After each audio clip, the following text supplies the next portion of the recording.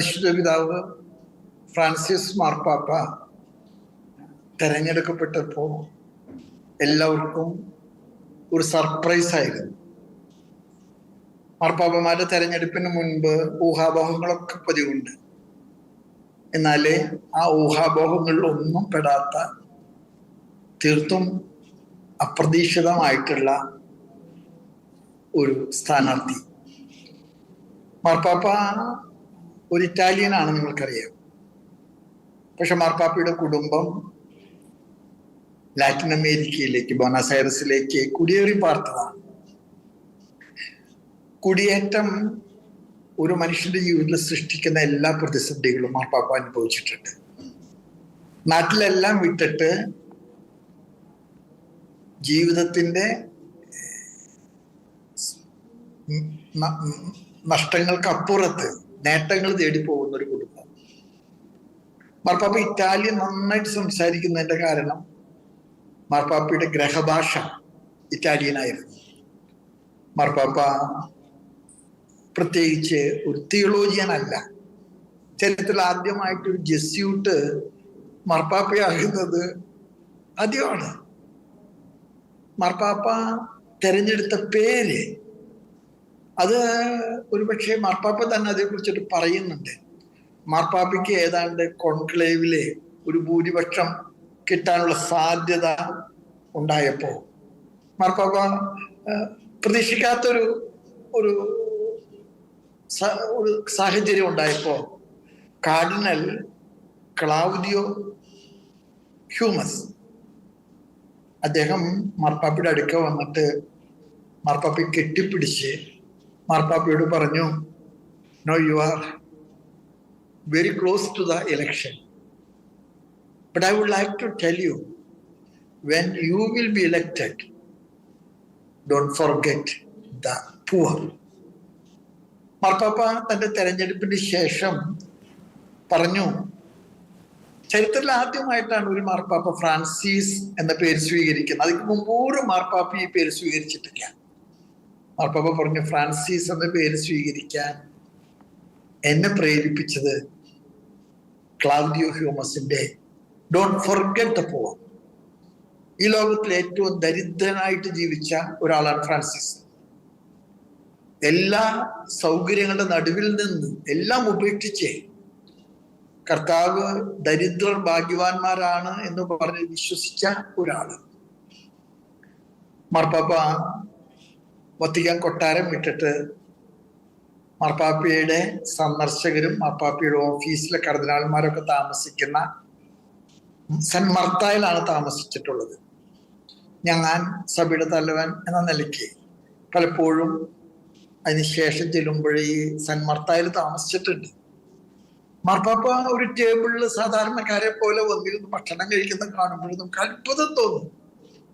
നമുക്ക് പോയി മാർപ്പാപ്പയെ ഗ്രീറ്റ് ചെയ്യാം. മാർപ്പാപ്പ, ഞാൻ ഒരിക്കല് ഈ ഭക്ഷണം കഴിച്ചുകൊണ്ടിരിക്കുന്ന സമയത്ത് ചൈനക്കാരുടെ നാഷണൽ ഡേ ആഘോഷിക്കുന്ന ഒരു സന്ദർഭമായിരുന്നു.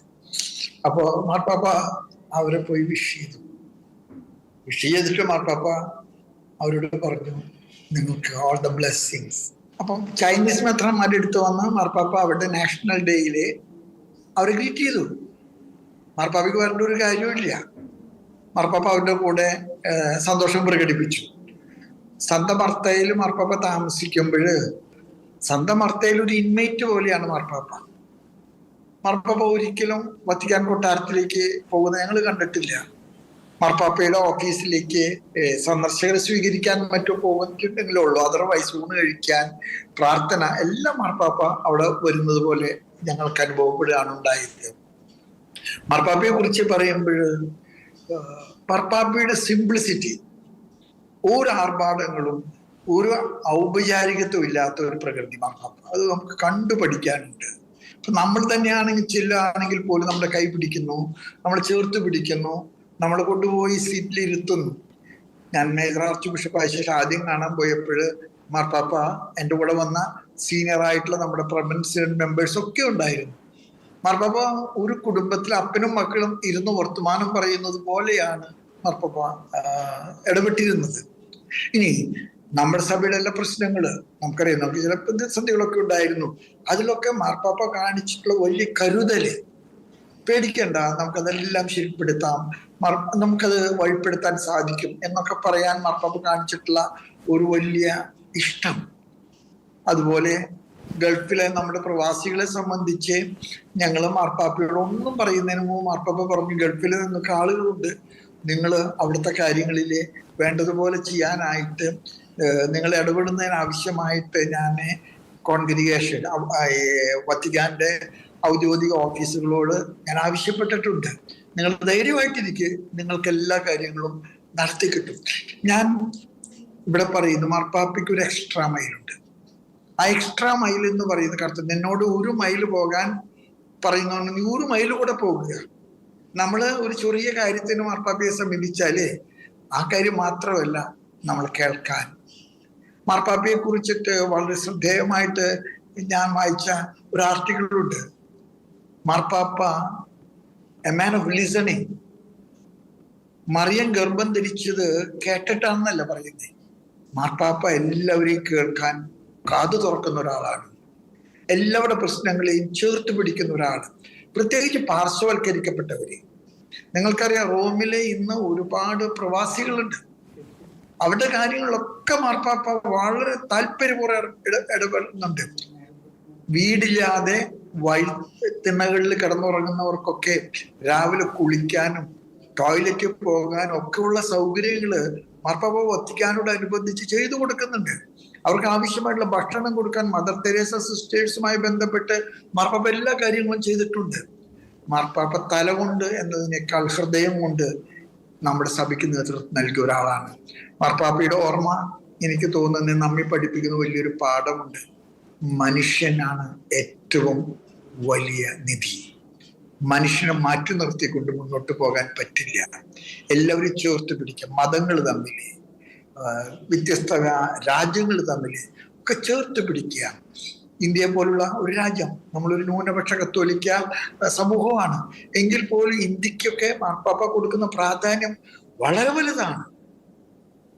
നമുക്ക് അത്ഭുതം തോന്നിയിട്ടുണ്ട് മാർപ്പാപ്പയുടെ പെരുമാറ്റത്തിൽ. അതുപോലെ മാർപ്പാപ്പ ഒരു തിയോളജിയൻ എന്ന നിലയ്ക്ക് മാർപ്പാപ്പ പ്രകൃതിയെ കുറിച്ച് ഒരുപാട് സംസാരിക്കാൻ ഇഷ്ടപ്പെട്ട ആളാണ്. ലൗദാത്തോ സി എന്ന മാർപ്പാപ്പയുടെ ചാക്രികൽ അതാണ്. അതുപോലെ ഫ്രatelli tutti, എല്ലാവരും സഹോദരന്മാരാണ്. വേർതിരിവുകളില്ലാതെ ഒരു കുടുംബമായിട്ട് ലോകം മുഴുവൻ ജീവിക്കണമെന്നുള്ളൊരു കാഴ്ചപ്പാട്. അതുപോലെ ഡെലിക്സി നോസ് മാർപ്പാപ്പയുടെ 3ാമത്തെ അവസാനത്തെ ചാക്രിക ലേഖനമാണ്. അവൻ നമ്മെ സ്നേഹിച്ചു, എല്ലാവരെയും സ്നേഹിച്ചു, ആരെയും മാറ്റി നിർത്തിയില്ല.